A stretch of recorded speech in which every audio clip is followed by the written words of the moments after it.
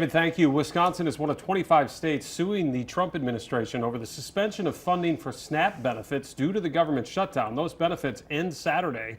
The case is being heard in a federal courtroom in Boston, and the judge's decision could come any time now. Elected officials across northeast Wisconsin are weighing in on the growing concern over the loss of these FoodShare benefits. They say this ripple effect could hit thousands of families and even put more strain on those local food pantries. New at 6, Victoria Frazier reports on how community organizations are preparing and what leaders say needs to happen next.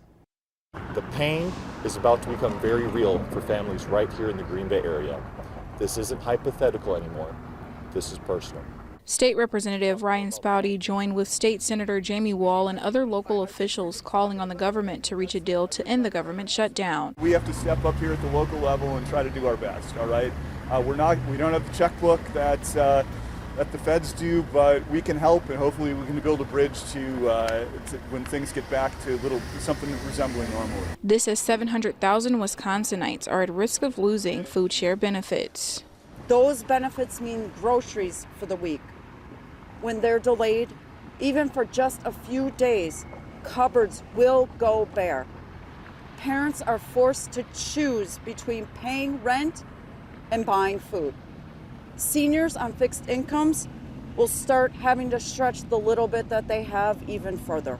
Pantries like St. Joseph's Food Program already seeing an increase in visitors, serving over 700 people this week, 100 more than the week before. We've been kind of waiting for this to hit, and this week it hit hard. So we had to increase our intake interview staff so that we could handle all of the people who were calling and walking in. Food pantries are stepping up, but they're asking community members to do the same, as more families could rely on them for their next meal. State Representative Lee Snodgrass and State Senator Kristen Dassler-Offheim visiting the pantry to see what elected officials can do. I think it's a policy choice not to feed people, and I certainly want to feed people. So if we could do state dollars to do that, we could. I understand that there may be some different counties that are accessing some funds that are going to be able to do some work, but the state, unfortunately, our hands are tied. State Senator Andre Jacques sharing a statement with Action 2 News saying in part, quote, "If the same Democratic leaders who held today's press conference truly want to protect Wisconsin families, I would hope that they would start by urging Tammy Baldwin and their own party in the U.S. Senate to do the right thing, end the shutdown by passing the bipartisan clean funding bill to restore FoodShare that the majority, including some of their own caucus members, already support.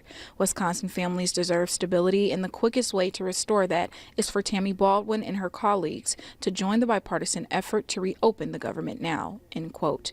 Governor Tony Evers sent a letter to USDA Secretary Brooke Rollins urging the Trump administration to use discretionary funds to keep SNAP operational.